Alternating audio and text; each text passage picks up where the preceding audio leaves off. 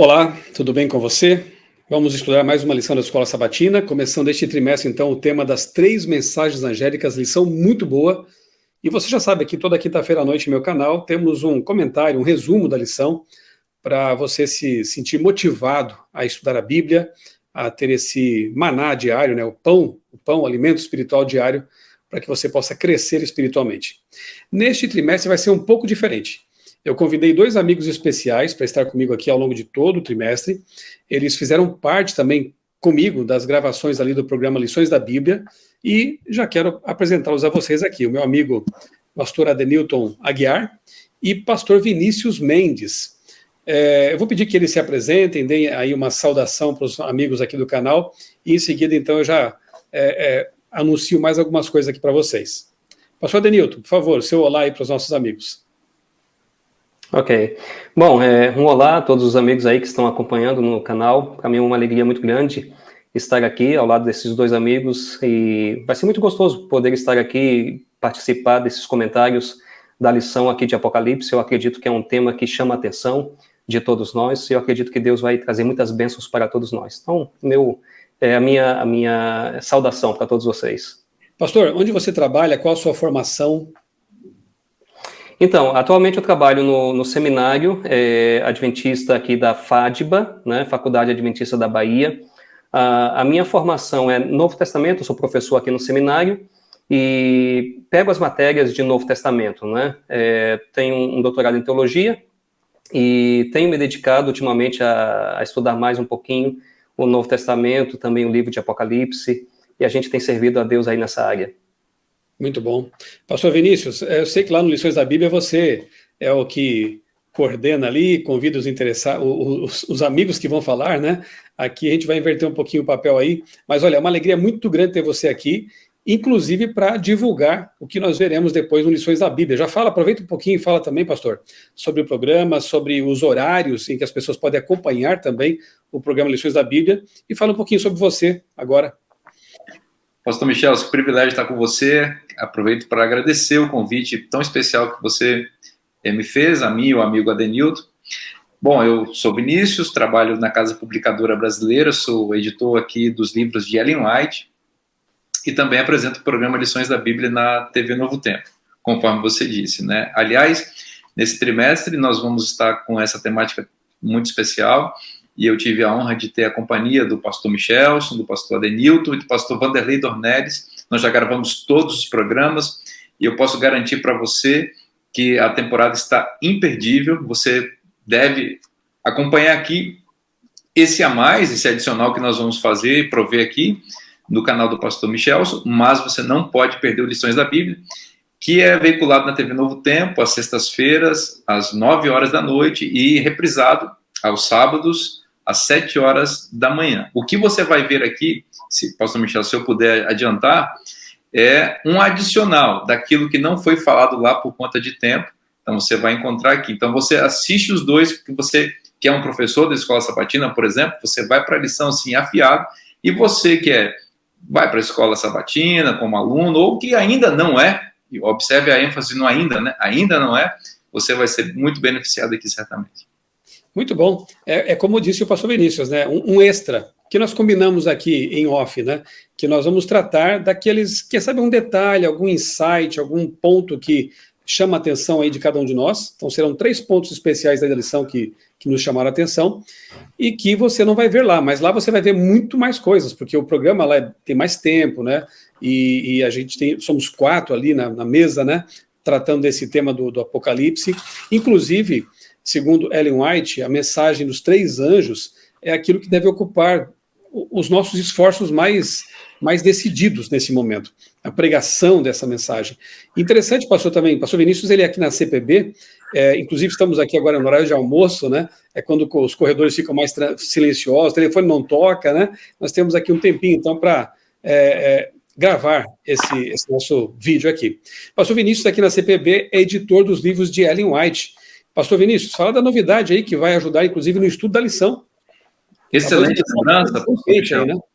Excelente lembrança. Nós acabamos de lançar, está saindo do forno agora, O último livro de Ellen White, obviamente uma compilação, Ellen White ela faleceu em 1915, né? Então existe uma comissão de depositários do patrimônio literário dela que tem a autorização dela em vida, né? De fazer compilações de seus livros, fazer ajustes editoriais, supressões, enfim. E esta comissão, no ano de 2021, lançou o livro As Três Mensagens Angélicas, que é uma seleção das mais importantes, principais citações de Ellen White sobre o tema das três mensagens angélicas, que é o tema da lição da Escola Sabatina. Então, nós rapidamente preparamos a tradução e edição desse material em língua portuguesa. Veja que ele foi lançado nos Estados Unidos em 21, está saindo agora em 2023. É um tempo, em geral, recorde assim, de publicação em português. E eu penso que o pessoal que está acompanhando a gente aqui, que é um apaixonado pelos escritos de Ellen White, ama o estudo da Bíblia e quer se aprofundar no tema das três mensagens angélicas, não pode perder essa edição do livro As Três Mensagens Angélicas, saindo do forno, quentinho para você. Eu fico maravilhado com a convergência, né? Coisa de Deus mesmo, né? Nós teremos aí um estudo, 3 meses estudando as três mensagens angélicas.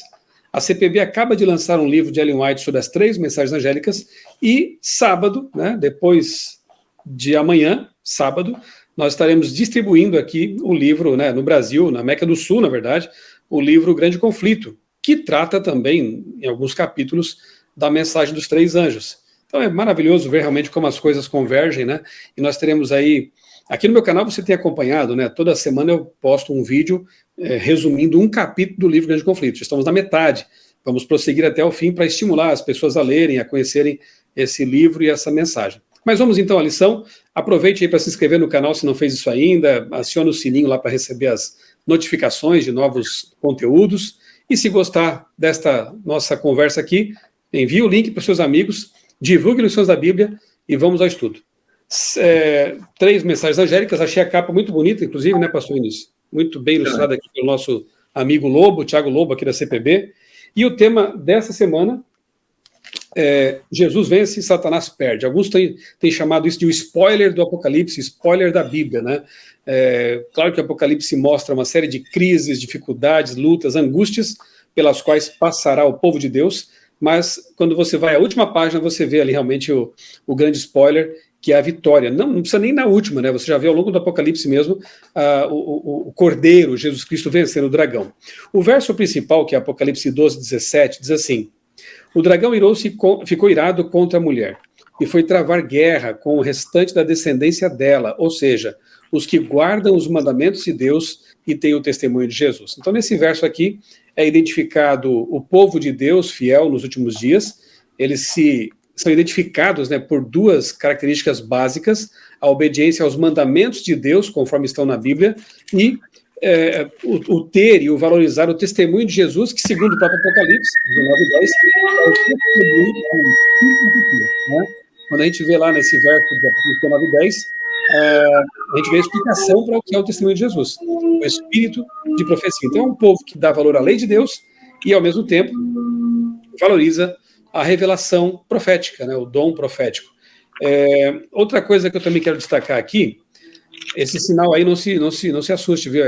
Aqui a gente sempre tem, na CPB, o sinal toca para horário do almoço, quando estamos na metade desse horário, e mais, né? É bom já dizer para vocês, já disse em alguns vídeos aqui, que às 3 da tarde, às 9 da manhã, esse mesmo sinal toca, é um lembrete para que nós, os funcionários da CPB, paremos o que estamos fazendo para orar por nossas famílias, pela missão, pelos comportores. Realmente é o nosso chofar diário aqui na nossa instituição.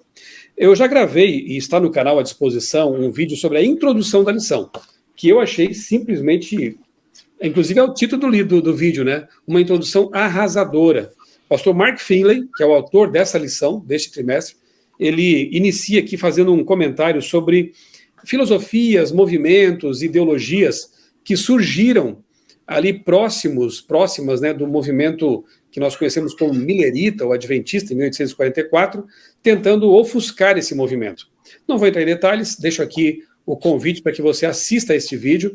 Eu dediquei lá mais de meia hora para trabalhar só a introdução da lição, que eu achei bem interessante. Mas eu quero passar então a palavra agora ao pastor Adenilton Tavares, Aguiar, mais conhecido como Adelto Aguiar, né? Que vai comentar, então, o ponto que chamou a atenção dele na lição dessa semana. Qual é, pastor? Então, um ponto que eu gostaria de destacar na lição da semana, assim, toda semana, toda a lição chama muito a nossa atenção, né? Nós temos muitas coisas para aprender ali, mas eu gostaria de chamar a atenção para um ponto na terça-feira em relação às imagens que o Apocalipse apresenta a respeito de Cristo. É interessante a gente pensar no tema da vitória, né? E é muito gostoso a gente pensar que o lado vitorioso é o lado de Cristo e o lado perdedor é o lado do inimigo, né? Essa questão de vitória, de perder, isso coloca o Apocalipse no contexto do grande conflito, né? E logicamente, não poderia ser diferente. Mas eu gosto de pensar nas imagens a partir das quais Jesus é apresentado em Apocalipse, e a lição de terça-feira trouxe isso aí. Comuns em Apocalipse é a imagem do Cordeiro. Na verdade, nós temos 3 imagens de Jesus que percorrem todo o livro de Apocalipse, né? Um deles é a imagem do Cordeiro, outro deles é a imagem do guerreiro vitorioso, e outra imagem é a imagem do Senhor ressurreto, do rei sacerdote. A gente vê isso, por exemplo, logo ali na abertura de Apocalipse, no capítulo 1. Mas essas 2 imagens, do Cordeiro e do guerreiro vitorioso, elas vão percorrendo cada página de Apocalipse, né? Cada capítulo de Apocalipse. E é muito interessante a gente pensar nisso, porque o guerreiro vitorioso é o mesmo cordeiro. E é interessante porque a palavra cordeiro, ou o termo cordeiro, é um termo que deveria assim, nos trazer ao pensamento a ideia de fragilidade, não é? Um cordeiro lutando contra um dragão. Mas isso deveria mostrar fragilidade, mas esse mesmo cordeiro que luta contra o dragão é também o guerreiro vitorioso. Então, essa ideia de vitória de Cristo é uma coisa assim que realmente chama a minha atenção. E aí, tratando mais especificamente sobre essas 2 imagens, eu mencionei que são 3 as principais imagens de Cristo em Apocalipse. Somente recapitulando, a primeira é a imagem do Senhor ressurreto. Jesus aparece ali como Senhor ressurreto, logo no capítulo 1. Isso mostra que Apocalipse continua, por assim dizer, a história dos evangelhos, porque os evangelhos terminam com Jesus subindo ao céu. Jesus ressuscita e ele sobe ao céu, ele retorna ao céu.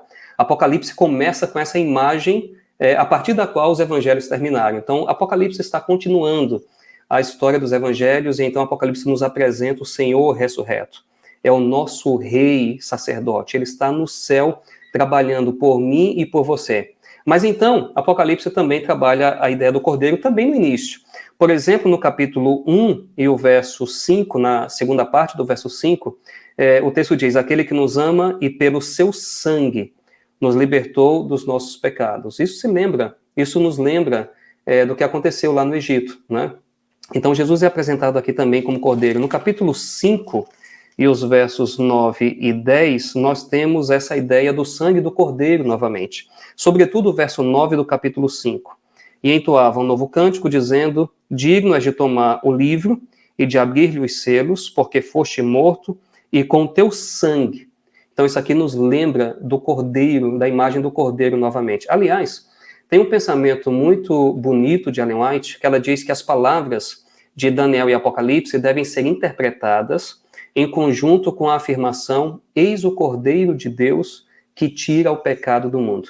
Então não é de surpreender, por exemplo, que a palavra cordeiro apareça em Apocalipse 28 vezes. Dessas 28, 27, ela se aplica a Cristo. A única exceção é o capítulo 13, aquela besta de 2 chifres, que é uma imitação e que tenta imitar também a Cristo, né? Lá no capítulo 13, a partir do verso 11. Então a ideia de que Cristo é o Cordeiro vai perpassar todas as páginas de Apocalipse. É uma imagem de sacrifício, mas ao mesmo tempo ela se transforma numa imagem de vitória. Por exemplo, no capítulo 12, no verso 11, nós lemos: eles, pois, o venceram por causa do sangue do Cordeiro. Então, o derramamento do sangue de Cristo em Apocalipse remete ao sacrifício, logicamente, né, ao sacrifício de Cristo, mas ao mesmo tempo, à medida que nós vamos lendo o livro do Apocalipse, essa imagem, que parece ser uma imagem de fragilidade, é um cordeiro que foi morto, não é? Alguém, assim, mata o cordeiro, sacrifica o cordeiro é morto. Então, é uma imagem de fragilidade, mas essa imagem ela vai se transformando ao longo do livro. Então, aqui no capítulo 12, verso 11, nós temos uma aclamação de vitória. Eles, pois, o venceram por causa do sangue do cordeiro.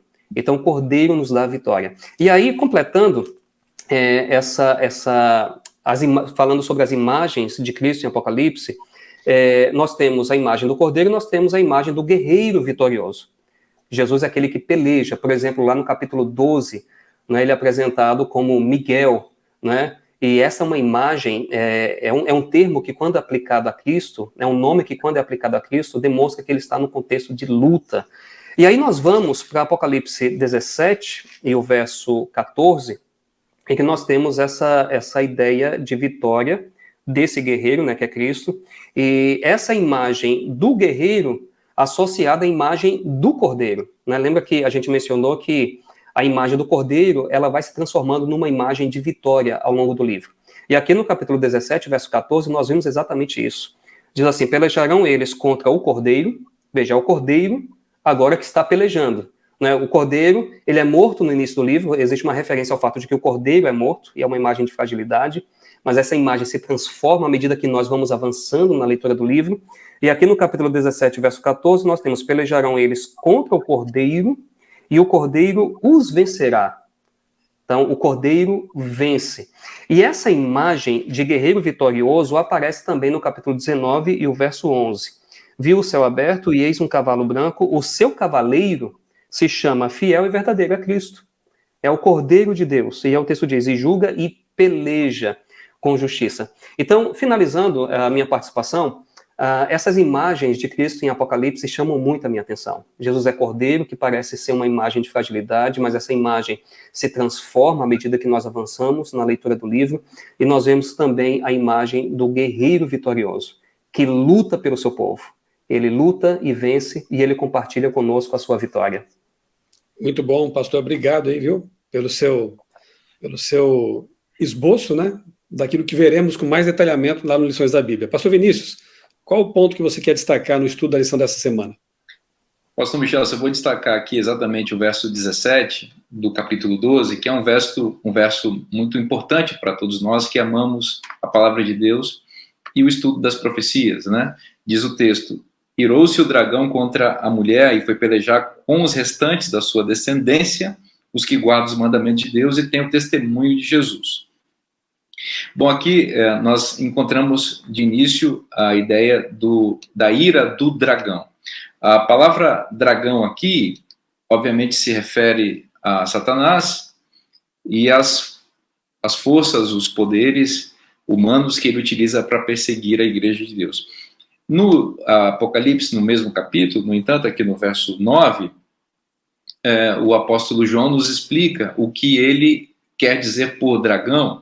Ele diz: e foi expulso o grande dragão, a antiga serpente. Então, aqui o apóstolo João faz uma conexão do dragão com a serpente do Éden. E nós observamos que isso é muito próprio, porque no verso 17, que acabamos de ler, nós percebemos as ideias, as palavras e as imagens empregadas no texto de Apocalipse, vindas lá de Gênesis capítulo 3, texto em que a serpente aparece e promove o pecado e a queda no mundo, né? Então, esse dragão aqui, esse ser terrível que oprime o povo de Deus, que persegue o povo de Deus, que está irado contra o povo de Deus, é o mesmo ser que seduziu a humanidade, levando à queda dos nossos primeiros pais. Isso é importante porque o texto está dizendo que ele aparece agora no contexto do fim, irado contra os restantes da descendência da mulher.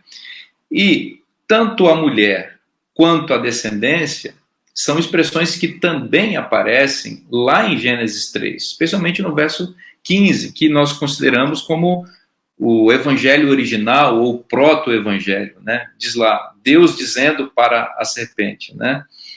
Porém inimizade entre ti e a mulher, entre a tua descendência, a serpente, e a descendência da mulher, e o descendente da mulher.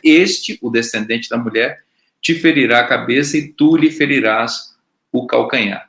Então, é interessante analisar esse texto de Gênesis 3,15 em conexão com Apocalipse 12,17, porque nós percebemos que um acaba lançando luz sobre o outro. Lá em Gênesis 3,15, Deus diz à serpente que ele mesmo estabelece um conflito entre a serpente e a mulher.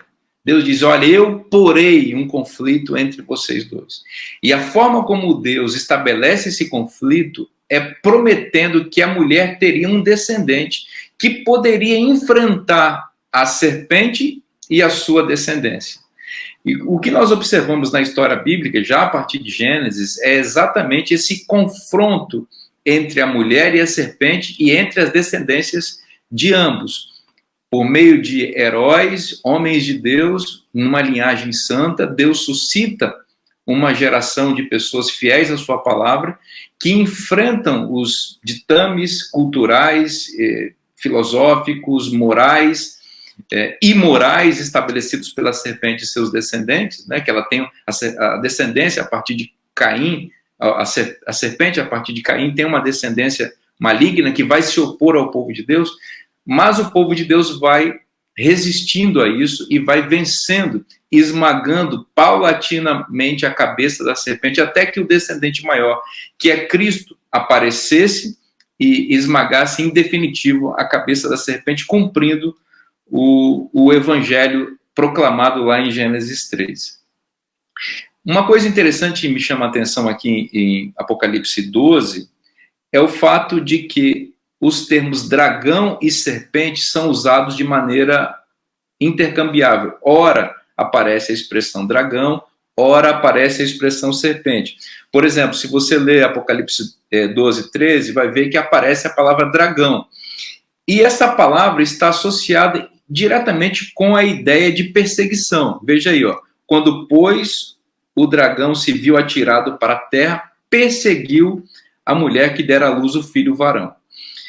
Porém, no verso 15, ao invés da palavra dragão, é utilizada a palavra serpente, como sinônimo para o mesmo ser. Então a serpente arrojou de sua boca atrás da mulher água como um rio, a fim de fazer com que ela fosse arrebatada pelo rio.